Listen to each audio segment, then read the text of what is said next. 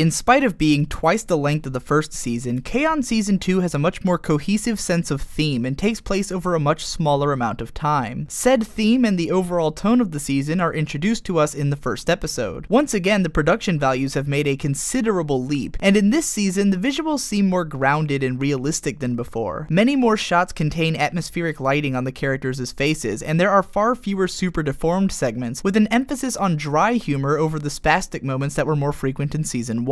Two very important facts are what drives the majority of this season's narrative. Firstly, that the 4 original club members are now seniors, meaning that this is their last year in the light music club, and secondly, that when they all graduate, Azusa is going to be left alone. For now, the girls aren't too concerned about either fact, as they're excited to be seniors as well as content to keep the club the way that it is, but we can already feel the weight of these two facts adding a little bit of pressure to the entire season. When Yui tells Sawachan sensei that they still have 365 days together, it almost feels like a countdown.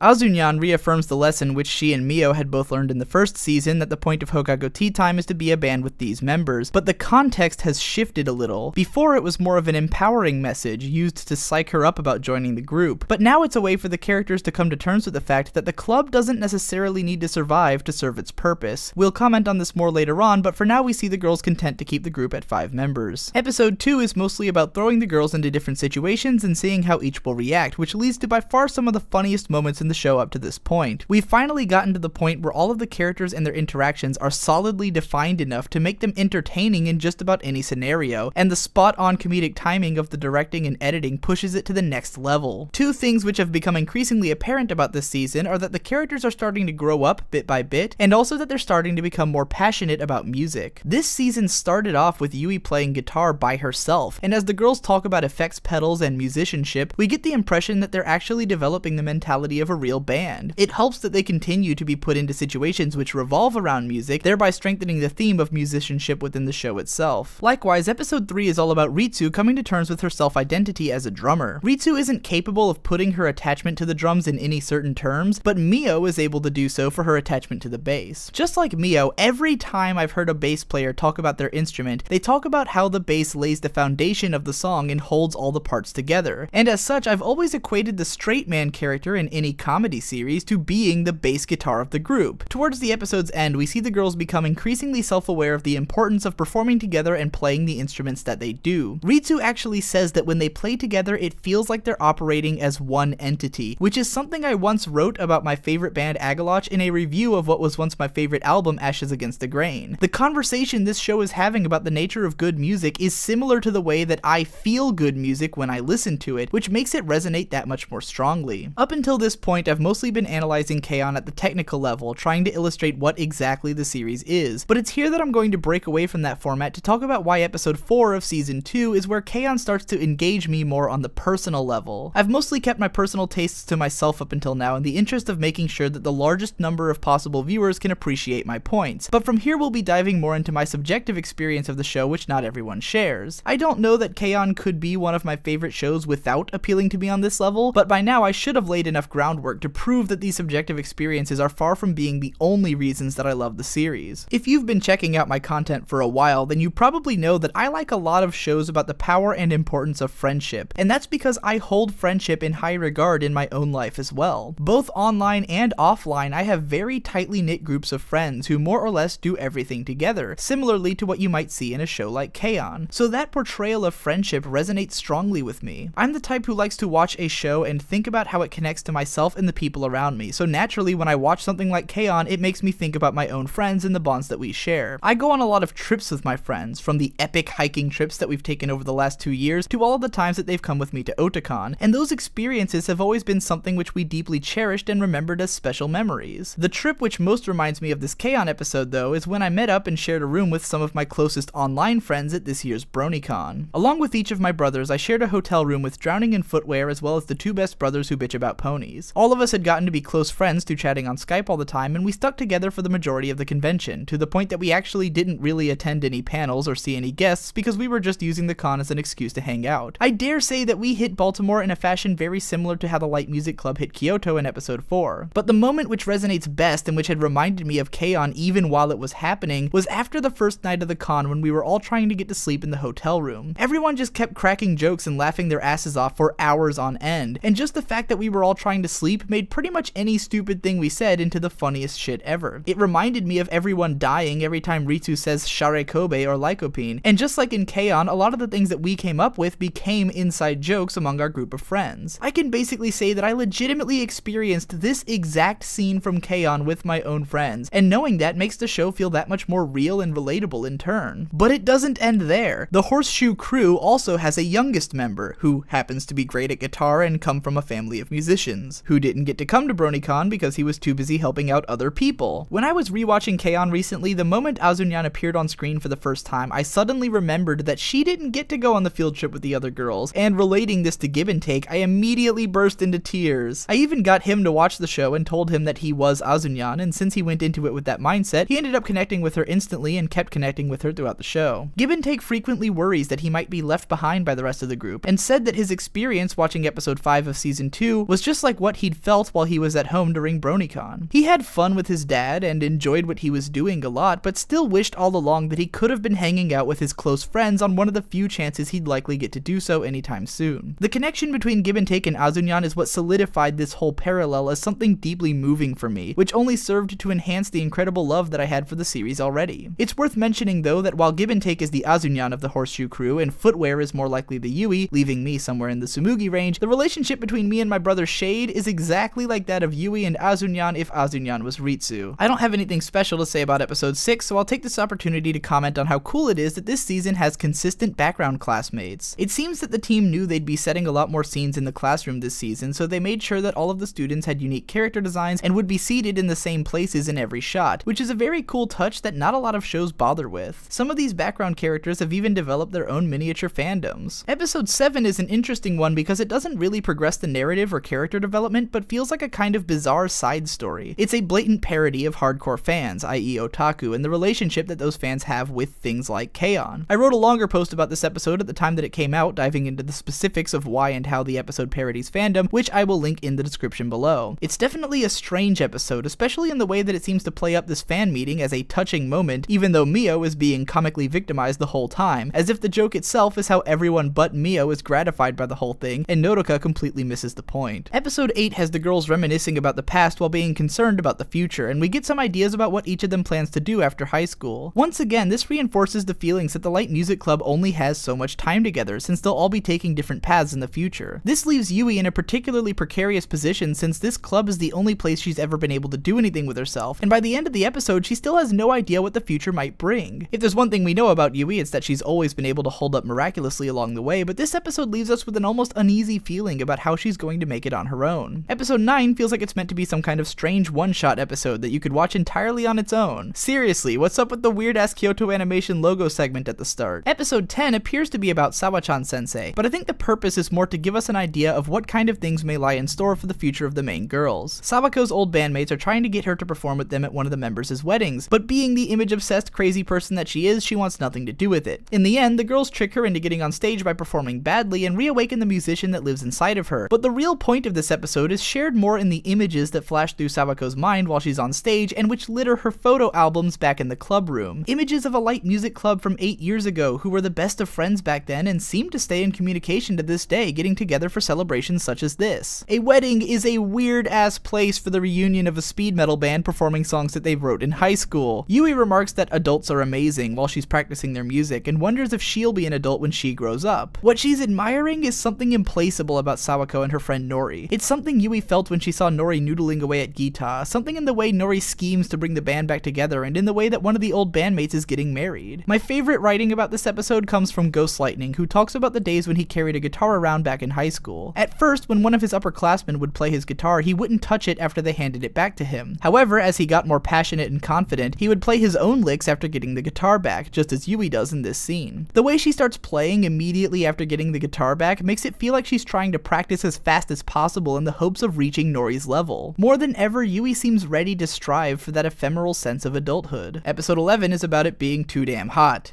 It's so damn hot, I can't even think. Episode 12 features an incredibly cool portrayal of a summer music festival, and once again, as someone who goes to a lot of concerts, I appreciated this a ton. Seriously, it was so exciting just to see an event like this presented with such accuracy in an animated series that I got totally hyped just based on the concept alone. It was great to watch the girls getting legitimately excited about music, especially Mio, who always seems to be the most passionate about her musicianship in general. The last scene with all the girls laying in the grass listening to the music wafting from the distance was particularly resonant. A lot of the most memorable moments I've had at big events like festivals and conventions are the moments I spent away from the action, breathing in the atmosphere of the scenario and hanging out with friends. There really is something about hearing music from a distance that can make it every bit as magical in its transience as actually seeing the performance in front of you. Yui's declaration that Hokago Tea Time is better than the other bands is at first baffling, but each of the girls quickly comes to agree with her. No one ever explains what Yui means by this, giving it the air of an unquantifiable feeling which only those who have experienced it can share. Maybe Yui means that performing as a group is more fun than watching others perform, or maybe she really feels that their group puts on better shows. It's left open to interpretation because the bottom line is that we as viewers can't understand what these 5 girls are feeling. I don't even know if the writers could tell us what Yui really meant, and maybe different staff members would have their own interpretations. At this point, these girls have a life of their own, as they have feelings which only they themselves can fully understand, independent of the creators or the audience, and that, I think, is goddamn brilliant. Episode 13 is once again hot.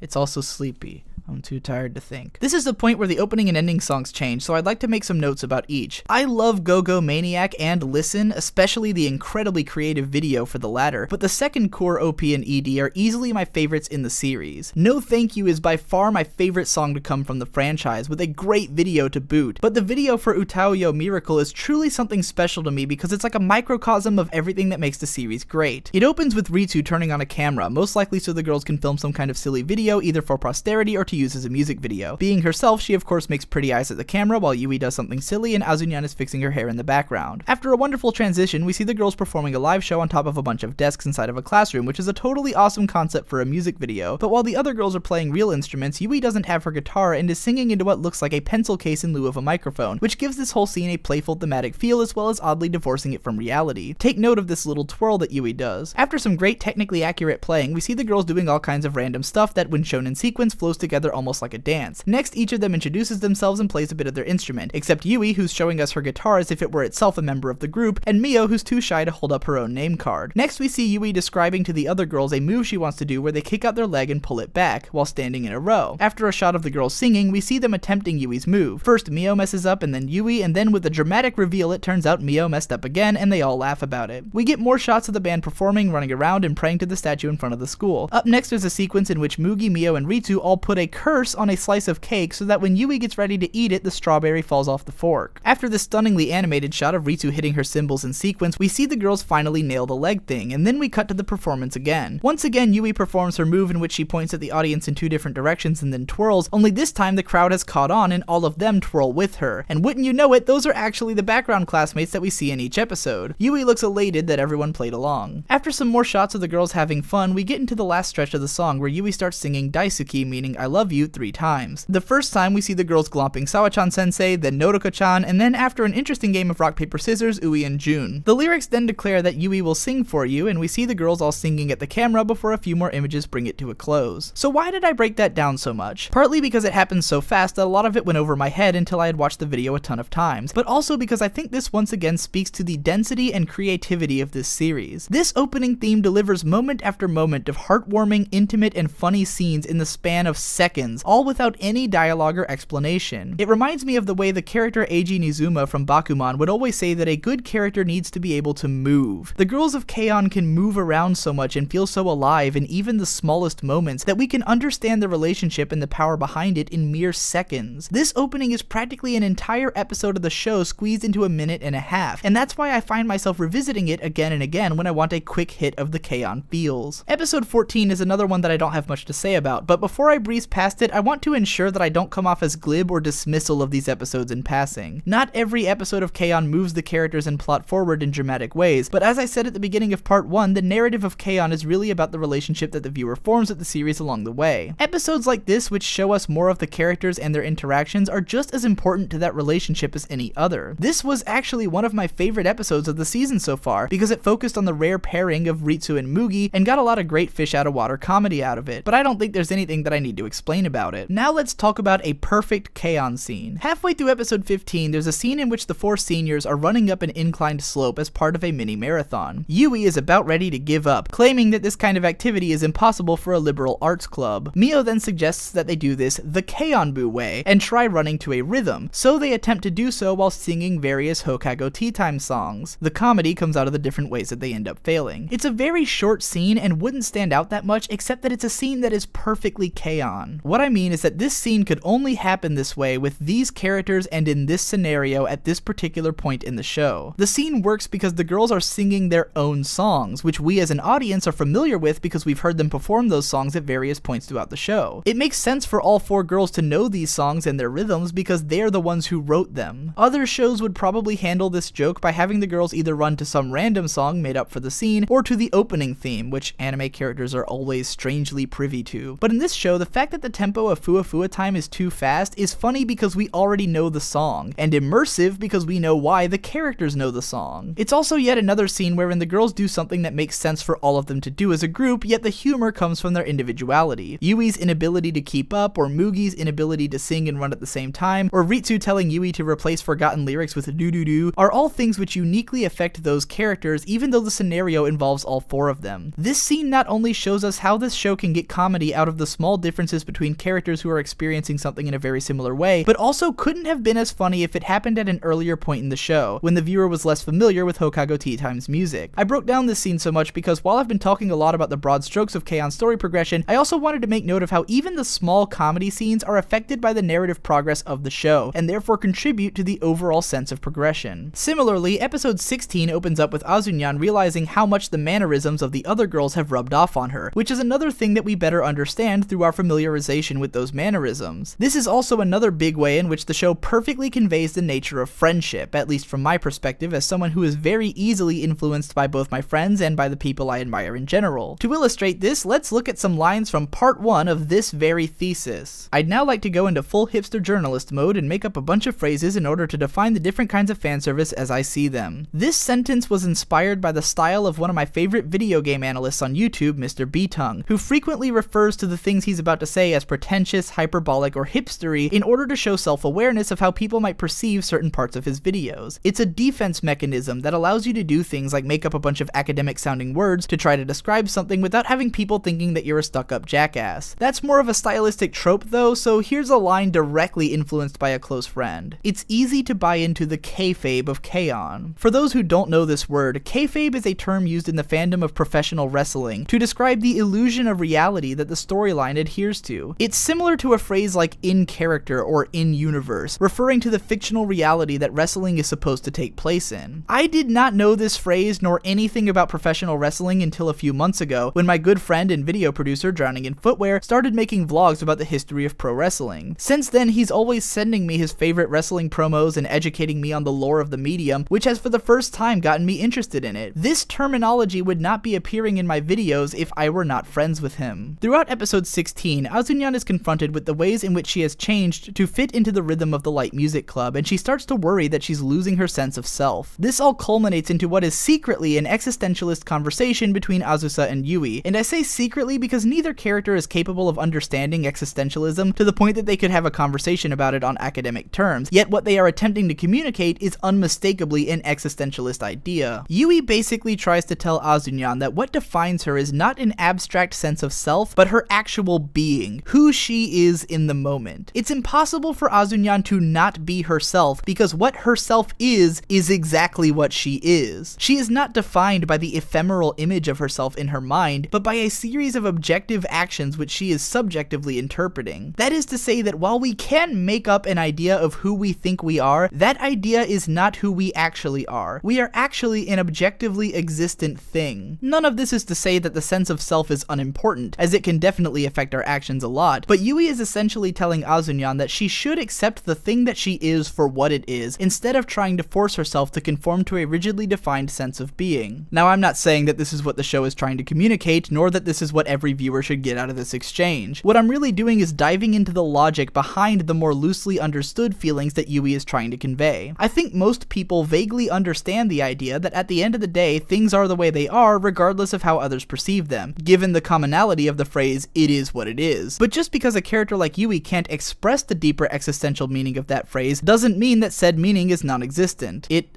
is what it is. Episode 17 starts preparing us for the final stretch of the show as the countdown to the last cultural festival performance begins. We also get our first taste of a series of forthcoming emotionally poignant moments, with Yui writing the song You and I about her sister Ui when she's sick. Even the other characters tear up just reading the lyrics, and you bet I did too. The fact that the lyrical theme of this song is not realizing the importance of something until it's gone only adds to the bitter sensation of knowing that the Light Music Club only has so much time together. Episode 18 then sets up a scenario in which Mio has to play Romeo and Ritsu has to play Juliet in a class play during the upcoming cultural festival. This scenario has come up in anime enough times that it could be considered a light trope, with a great episode of Ranma 1/2 and the entire second half of Hodo Musuko springing to mind immediately. I love the idea that the entire class is basically shipping Mio and Ritsu, and that it pretty much works out since they end up deciding to play the characters by essentially impersonating one another. Worth noting is that in this arc, the background characters all get more lines, and a lot of them are even named. Also, while K-On! Could always have been said to have the light framework of an arc structure, this is the first time that one individual storyline is broken across 2 episodes. Episode 19 mostly serves to deliver on an awesome Romeo and Juliet performance, and then begin to seg you into the second day of the cultural festival leading up to the band's last performance. Here we get yet another familiar, friendly bonding experience in the form of an all-nighter in a unique location, which to me is like basically the founding block of friendship itself. At the end, even Sawa-chan manages to make a costume that the girls are actually happy with for once, and with that we move on to the big one. This is quite possibly my favorite episode of anime, period. There's an almost transcendental feeling to it, similar to the ending of Speed Racer or some of the last scenes from Tengen Toppa Gurren Lagann. Each long, uninterrupted scene draws the viewer in, as we experience the live performance almost in real time, putting us right there in the scene with the audience and the characters. Sound design and direction are masterfully used to create a sensation not unlike what I've felt at some of the best live shows I've been to, or the feeling of actually living out a moment like this with one of my friends. Episode 20 of K-On! Season 2 is the culmination of all of the emotions and events and people which have brought us to this place. It is not a realization of how far the characters have come the way the other episodes were. The characters are well aware of how far they've come. This, my friends, is a celebration. It is 5 girls taking one last opportunity to thank everyone and everything that has made them who they are, and to show off the fruits of that labor. This is the girls giving back to the society that raised them, metaphorically speaking. The episode begins laying into the emotions of the characters and the viewer early on, with the reveal that Sawa-chan sensei has made Hokago Tea Time shirts for pretty much the entire student body. I am not exaggerating that when I watched this episode in order to write this video, I started crying at this moment and did not stop crying for the entire episode. This moment when the girls truly realize how much everyone loves and supports them, and how they might be able to inspire and give something back to the crowd, sets the tone for the entire episode to be one long celebration, not only for every character in the show, but for the audience as well. We get the ultimate treat of getting to watch these characters perform some of their best material yet, at their most unified and technically proficient, with the most emotions propelling them. Rice is a Dish might be the most genius use of music in the entire show, as the lyrics are legitimately hilarious, utilizing the brand of humor that is common to the show, yet it works perfectly as a hype-ass concert piece. Yui's interactions with the audience throughout this song are brilliant and sold me on the entire idea of this concert and its presentation. Yui's extended MC monologues are very simple-minded and repetitive, but the point of them is not to remind the audience of anything, but for reaffirmation. The best way I can explain this is to crib some lines from my favorite poem, More Often Than Sometimes by Shane Koichan. Regardless,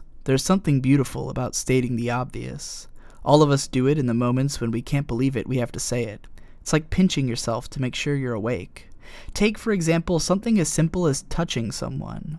We so often say, "You're so soft," And the last person to touch them may have said it for the 28th time, but today I'm number 29. And I'm not saying it for her benefit, I'm saying it for mine. Because there's almost 7 billion people in this world, half of which are men, and when the number of them is 3.5 billion, it's pretty fucking cool that I was number 29. This beauty in stating the obvious is what drives all of Yui's dialogue in this episode, and the audience completely understands where she's coming from. Even though she's silly and makes no sense sometimes, everyone understands that she's trying to communicate a deeper feeling, the experience of realizing that there is more to her than herself, that all these people, places, and things have shaped the person that she is today and allowed her to take this place on stage and sing these words to this crowd. You could say that insofar as K-On! Is the story of Yui's life, everything in her life has led up to this moment, exploding here as an image of completion. Yui's speeches are her own loving thesis on the nature of K-On! Their performance ends with You and I, a song about not wanting to lose the precious thing that you've found, and it's from there that we fade away into one of the most heartbreaking sequences ever put to animation. As the girls sit together, basking in the afterglow of a feeling that none of them has the words to qualify, the seniors finally lose their shit. They don't want this to be the end. How could they? How could you sit down and realize that you've just had the best experience of your life and that you will never have that exact experience again? Talk to anyone who has met their friends at a convention about post-con depression and they'll probably tell you about a scene similar to this. These girls are coming face to face with transience and finality, and to accept something like that is akin to accepting death. This scene speaks directly to the human experience, to the nature of living and passing on to new stages of life. It's harsh, it's real, it's intimate. The first time I saw this scene, the moment that Ritsu said lycopene, I completely and utterly lost my shit. That this line, this inside joke spawned randomly one night on a school field trip would now be here in this most emotional moment where these characters are at once at their lowest and highest point blows my fucking mind. This is the definition of friendship. This one scene about the implacable duality of transient experiences as expressed in the tears of 5 high school girls at the moment that they realized that their childhood was over is among the most resonant things I have witnessed in art. Episode 21 pushes us into the twilight days of the Light Music Club. It occurs to me that in part 1 of this video I used poor phrasing when I said that K-On! Was the story of Hokago Tea Time the people rather than the band. What seems obvious now that I think about it is that this is the story of the Light Music Club as an entity. It begins with the club's formation and will eventually end with its dissolution. But what's interesting about this last stretch of episodes is that it's almost like this is the club post Hokago Tea Time. Not to say that they stopped playing or caring about music or that they stopped being a band together, but the arc of their musicianship and what it brought into their lives is essentially complete. As of their last performance, they've become the best that they'll ever be as a band. Now we are essentially moving on to focus on how they may still change as people while being members of this club. This episode is deliberately slow and not highly consequential in contrast with the previous one. Its most important moment comes at the end when Mio decides that she wants to try to go to the same university as the other girls, which gives us the first hints that this group of friends will indeed survive the death of their club, even if things change from here on out. I do wonder about whether or not Mio is wise to deliberately hamstring her potential college choices by following Ritsu and Yui, though you could make the case that in terms of her overall growth as a person, these friends are every bit as important as any qualifications she might get from school. Mio has never been happier, more fulfilled, or more robust as a person than she is with these friends, so maybe this will result in the best possible version of Mio. Also during this arc, we begin to focus more on Azusa's feelings as she watches the others prepare to leave her behind. Episode 22 is when it finally sinks in that the other girls are going to graduate, and watching Azusa's reaction fills me with a sense of helplessness. Graduation has been used time and again in anime to mark the passage of youth into adulthood, because it's a nearly universal experience that everyone has in realizing that a part of their life is over, that whatever the future may hold, there is no going back to the past. And like I said before, accepting that finality is akin to accepting death. Azusa must live out these next few weeks knowing that this is the last of the time that she has in Light Music Club with these members, meaning that this feeling is going to end. As an aside, I'd like to break down the first and most prominently used song that the Light Music Club wrote, Fua Fua Time. See, the Japanese language, or at least the language as presented by anime, has a funny tendency to describe sensations and emotions by utilizing sound effects. There are commonly used verbal sound effects for just about anything you can think of in Japanese, and these have a tendency to get used a lot in a metaphorical context. For instance, the sound effect for a heartbeat, which is doki doki, is commonly used to describe feelings of love or adrenaline or pretty much anything that would make your heartbeat quicken, even if only metaphorically. Fua Fua is an interesting sound effect because it's basically the sound of fluffiness. It's also the sound of yawning and of floating, and what all of these things have in common is that it's weird to even assign a sound to them. Fua Fua is really more describing a feeling that you get from certain things more than it is an actual sound that those things make. Fluffiness and floatiness don't actually make noises, but in trying to describe the sound that those might make if they did, you convey the kind of feeling that those sensations have. Fua Fua time is usually translated as light and fluffy time, which I think is a great translation, but when you think about it, what exactly is a light and fluffy time? Or if we incorporated the meaning of floating in there, a fluffy floating time. To me, it speaks of transience and of an implacable feeling. The meaning of the time these girls spend together isn't something that can be easily defined in words, but is better expressed in sensation. When I think of the sensation of floating, I think of something dreamlike, ethereal, and ultimately temporary. To me, a Fua Fua time is a time that's important, but you're not sure why. A time that feels nice, but passes by before you even realize it's happening. A thing that you can never get back, and which you never fully understood to begin with. The chord progression of this song is incredibly nostalgic sounding, and puts me in a reminiscent state of mind whenever I hear it. It reminds me of how Idea Channel once compared nostalgia to the sensation of ambivalence, or the feeling of being happy and sad at the same time. That's what this last stretch of K-On! Is. It's an ambivalent charge towards a future where the only certainty is that things are going to change, and in that sense, it is a Fua Fua time. At the start of episode 23, Shiraishi Minoru's voice is totally coming out of Yui's TV. Lucky Star fans should appreciate why I love this. Also, something about this line when Yui is drawing a game board and Ritsu asks, "Where's the goal?" and Yui says,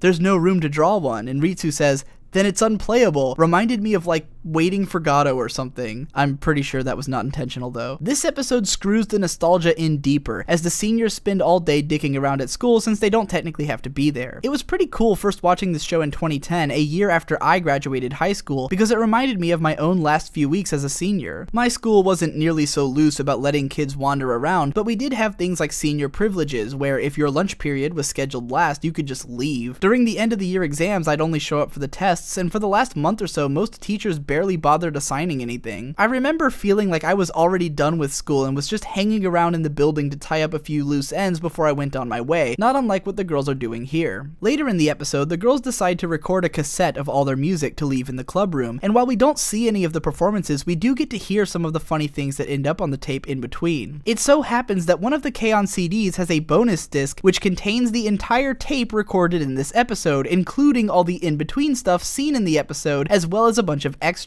It's even recorded to sound like it's playing from a cassette and includes all of the band's known songs. If you ever want to step on a fucking landmine of feels, I highly recommend hunting down and listening to this album. Episode 24 is the finale, and chronologically the end of the series, though there are still 2 more extra episodes, an OVA, and a movie ahead. The seniors finally graduate, but not without giving their big send-off to the important people that they'll be leaving behind, namely Sawa-chan sensei and Azunyan. Watching Sawa-chan throughout the season has been kind of interesting because she seems to play a much smaller role than she did in season 1, yet develops a lot more as a character in the background. Sawa-chan's arc is seen in the way that running her class slowly humbles her. We watch her become more honest with her students, and as her defenses are broken down thanks to the Light Music Club bringing out her other sides and the other students learning about them, she eventually recognizes that her students will love her even more if she's true to herself, and she lets the facade slip more often. She also becomes less selfish as the series goes, measuring her success more in her ability to make her students happy and praise her than in getting her way with them. In the last stretch of episodes, Sawa-chan makes lots of good decisions for her students, from the Hokago Tea Time t-shirts to not waking them up for gratification after the show, and she is paid back in the kindness of her first graduating class in a big way during the finale. Meanwhile, Azunyan tries to put on a brave face and send the seniors off with a smile, but she finally breaks down and begs them not to go. The girls do the best thing they could to keep that smile intact by performing a song that they wrote for her, very literally about how they'll always love her and how graduation is not the end of their friendship. Try not to tear up during this song, I dare you. It's even more powerful if you've seen the K-On! Movie too, which largely deals with the characters trying to write this very song. Episode 25 takes place after episode 21 and is a silly side story of the girls trying to put together a recruitment video for the next year's Light Music Club. I imagine that this and the next episode were structured this way so that episodes 20 through 24 could have one consistent tone and the theme of the girls graduating high school without breaking up the feelings too much with silly side stories, which I think was was a great decision. I kind of wonder if the idea for the recruitment video is what inspired the video for Utaoyo Miracle as well. Episode 26 is set after episode 23 and mostly serves as another silly side story, but this time with an emotional final scene. We get our first hints at what the future of the Light Music Club itself might be, as the seniors find out that Azunyan, Jun, and Ui are planning to perform at the freshman welcoming ceremony next year. Watching the girls run through the school to the sound of the juniors' music offers not only a sense of finality for the seniors' place in the club, but also a sign that for the underclassmen, a brand new Fua time is just beginning. Thus, the circle of life is complete for the Light Music Club. The Keion Keikaku OVA takes us back to the summertime shortly after episode 13, and provides the setup for the girls to take a trip to England in the film. I think this OVA probably partially existed so that the film wouldn't have to do as much setup at the beginning, and so that they could flesh out the entertaining prospect of the girls trying to get passports. Keion the movie could almost be considered a condensed version of season 2, in terms of the story beats that it hits and the overall feeling it conveys. I wonder if the idea was exactly that, to provide a hit of the same feels that the show delivers, but in a cinematic package with all of the crazy production values and more condensed runtime that implies. This film really encapsulates all of the best things about the series, from the fun tea times, to the even more fun group trips, to the emotionally resonant live performances, and the ultimate finality of the girls graduating and leaving Azusa behind. The main plot of the film is about the seniors trying to create something for Azunyan and eventually composing the song that they played for her in episode 24, which is duplicated again in the film. The scene is more resonant this time thanks to receiving so much focus and coming at the end of a film that so easily shows off all of the best things about the show while feeling like a cohesive story. It's obvious, even if you've never been, that the staff for this film spent some time in London to recreate it with accuracy, and my aforementioned friend Gibbon Take said that he was excited to see places that he passes by on an everyday basis as someone who lives there. This film really takes the attention to detail, overall visual and sound design, and quality of humor to the next level, making it in many ways the most densely complete package of what Keion is capable of. Back in part 1 of this post, I continuously reiterated the idea that Keion is a show that gets better the more of it you watch, and that the narrative itself is the relationship which the viewer develops with the series. While the last arc of season 2 is more emotionally resonant than anything that came before, I think that a lot of what made this season great was in all of those episodes that I didn't have much to say about. The first season of Keion more consistently progressed the storyline, but it was so condensed that the characters never really got a chance to breathe and to grow on me as people, which is why when I watched that season the first time, I thought it was a good show that I didn't really care much about. It was only through getting a sense of the lives of these characters and all of the things that they experienced together that I came to truly care about them, which not only made those last scenes so resonant to begin with, but also enhanced my feelings for the first season in turn. Rewatching season 1 is in many ways a treat. It's almost shocking to start up the first episode and realize that the characters were almost completely different people back then. Their change had been so gradual that only in looking back is its severity truly apparent, and it's also much easier to become invested in those early episodes when I already know why I love these characters and who they are. I can feel this in the film as well, how it sort of serves to reiterate the best things about season 2, but is only so resonant because I've already seen season 2. Watching the movie is like getting a killer bonus version. The more deeply you care about these characters, the more you'll end up cherishing every moment you have with them, which is why the series gets better the more of it you watch. And that about wraps up my feelings on Keion as a whole. It's worth mentioning that the manga actually continues for a little while after the point where the anime ended, but was split into 2 different series running in 2 different magazines, each lasting 1 volume. One shows the older girls entering college and joining the Light Music Club there, while the other shows the younger girls, now seniors, continuing the club in high school and bringing on new members. While it is nice to know a little bit about where the characters went after the series ended, I personally find the manga pretty difficult to read, as it contains little of what made the anime great. To put into perspective just how different the anime and manga are, the first episode of the anime was adapted from just the first 10 pages of the manga, and the second episode is just from the next 9. The manga doesn't have nearly the level of characterization, feels, or attention to detail that the show does, and much more gives the impression of being the kind of moe-driven, lightly fanservice-y series that people at first accused of the anime of being. Also worth mentioning is the insane amount of musical releases to come from this series. You can easily download several gigabytes of just Keion music, from themed albums like the one recreating the tape that I mentioned before, to singles of the openings and ending themes and other songs performed by the voice actresses, to soundtracks, to live concerts of the show's music, etc. For fans of the show and its music, I definitely recommend looking into some of this stuff, as there's a ton of worthwhile finds. I loved hearing the full versions of Death Devil's songs, for instance, or the hyper-energetic live shows. That's all I have to say, and I hope you enjoyed watching these videos even a fraction as much as I enjoyed writing them. Be sure and hang around my channel for more content like this in the pipeline, and if you want to make sure I can keep making these kinds of videos, consider supporting me via Patreon or PayPal by following the links below. See ya in the next one.